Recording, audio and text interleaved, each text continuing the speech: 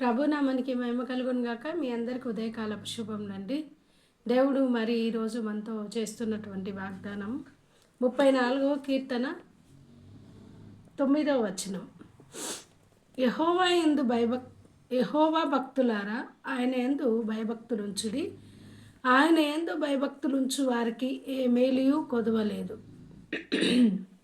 మరి దేవుడు ఈరోజు మనతో చేస్తున్నటువంటి వాగ్దానం, ఎవరైతే యెహోవా యందు భయభక్తులు కలిగి ఉంటారో వాళ్ళకి ఏ మేలు కూడా కొదవలేదంట.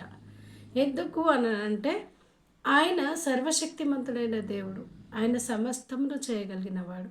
అందుకే దేవుని వాక్యంలో ఉంది, దేవుని ఆశ్రయించి వారికంట దేవుడు ఏ మేలు కూడా కొదవ లేకుండా చేస్తాడంట. అంతేకాదు, ఆయనను ప్రేమించు వారి కొరకు ఆయన ఏర్పాటు చేసినటువంటి కంటికి కనబడవు, చెవికి వినబడవు, హృదయానికి గోచరము కావు అని ఉంటుంది. ఆయన సంకల్పం చొప్పున పిలువబడిన వారందరికీ కూడా దేవుడు మేలు చేయి దేవుడు అంటున్నాడు. ఇక్కడ కింద చూసినట్టయితే 10వ వచనంలో, సింహపు పిల్లలు లేమి కలవై ఆకలి కొనును, యెహోవాను ఆశ్రయించు వారికి ఏ మేలు కొదవై ఉండదు. సింహము అంటేనే మన అందరికీ తెలుసు, అడవికి రాజు. సింహము ఖచ్చితంగా వేటాడగలిగినటువంటి జంతువు. అన్నిటికంటే కూడా భయంకరమైనది ఏదంటే అదే అని మనం చెప్పుకుంటాం.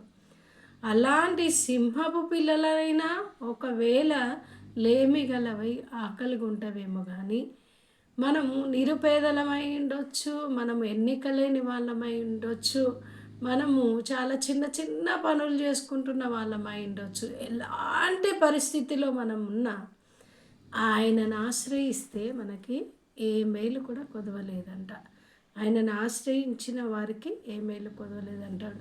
పైన అంటున్నాడు, యెహోవా భక్తులారా, ఆయన యందు భయభక్తులు ఉంచుడి. ఎప్పుడైతే మనం భయభక్తులను ఉంచుతామో అప్పుడు ఆయన యందు భయభక్తులు ఉంచువానికి ఏ మేలు కొదవలేదంటున్నాడు. నెంబర్ 1, ఆయన యందు భయభక్తులు కలిగి ఉంటే మనకే మేలు కొదవై ఉండదు. నెంబర్ 2, ఆయనను ఆశ్రయించినప్పుడు మనకి ఏ మేలు కూడా కొదవై ఉండదు. నిజంగా ఏ బిడ్డలైతే ఆయనను ఆశ్రయిస్తారో, ఏ బిడ్డలైతే ఆయన శరణు కోరి వస్తారో వాళ్ళని ఏ రోజు కూడా దేవుడు ఉట్టి చేతులతో పంపేవాడు కాదు. ఆయన ఖచ్చితంగా సహాయం చేయగలిగిన దేవుడు. విశ్వాసం మనకుంటే దేవుని వాక్యంలో ఉంది, నమ్ముట నీ వలన అయితే నమ్మువానికి సమస్తము సాధ్యమే.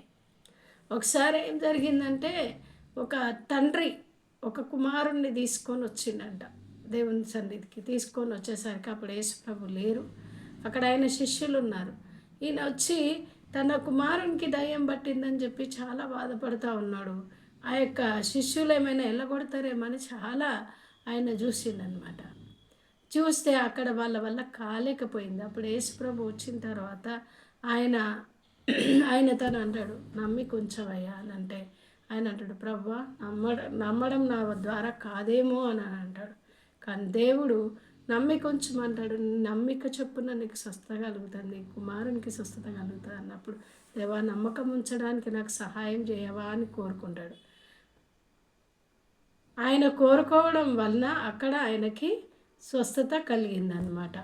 ప్రియమైన దేవుని బిడ్డ, ఎవరమైతే ఆయన యందు విశ్వాసం ఉంచుతామో, ఎవరమైతే ఆయనను ఆశ్రయిస్తామో అప్పుడు మనకి దేవుడు ఏ మేలు కూడా కొదవ లేకుండా సహాయం చేసే దేవుడు. అది ఆర్థికపరమైందైనా సరే, మనకి ఎలాంటి అక్కరైనా సరే, మనకు ఒకవేళ స్వస్థత అయినా సరే, ప్రతి మేలును దేవుడు మనకు దయచేసి వాడంటున్నాడు. మరి అట్టి మేళ్ళ చేత మీ అందరినీ దేవుడు దీవించాలని మనసారా వాంఛిస్తూ, మరి మీ జీవితంలో ఈ యొక్క వాగ్దానం నెరవేరాలని కోరుకుంటూ, మరి చిన్న వాక్యమును దేవుడు దీవించి ఆశీర్వదించును గాక. చిన్న ప్రార్థన చేసుకుందాం. మహాపరిశుద్ధుడా, మహోన్నతుడా, జీవంగల దేవా, దయగల మా రక్షకుడా యేసయ్యా, నీకు స్తోత్రం. మీరు ప్రేమించి ఇచ్చిన ఈ సమయం బట్టి నీకు వందనాలు ప్రభువా. మరి నాయన, మా ప్రియులు ప్రతిరోజు ఈ వాక్యం చూస్తుండగా వారిని దీవించి ఆశీర్వదించండి అయ్యా. మరి ఎవరైతే నూతనంగా చూస్తున్నారో ఆ బిడ్డలు కూడా ప్రభువా నాయన, నా తండ్రి, మరి వాళ్ళకి ఈ యొక్క వాక్యం వారికి ఫలించులాగిన సహాయం చేయండి అయ్యా. నూతనమైనటువంటి బిడ్డలకు కూడా ఈ యొక్క వాక్యము చేరునట్టుగా సహాయం చేయండి. బాధల్లోను వేదనలోను ఉన్న ప్రతి బిడ్డను మీరు జ్ఞాపకం చేసుకోండి. వారికి ఏ మేలు కూడా కొదువ లేకున్నట్టుగా వారిని ఆశీర్వదించండి. అయ్యా, ప్రతి కొదువను మీ నామంలో తీసివేసి సమృద్ధిని దయచేయమని సన్నిధిలో ప్రార్థిస్తున్నా.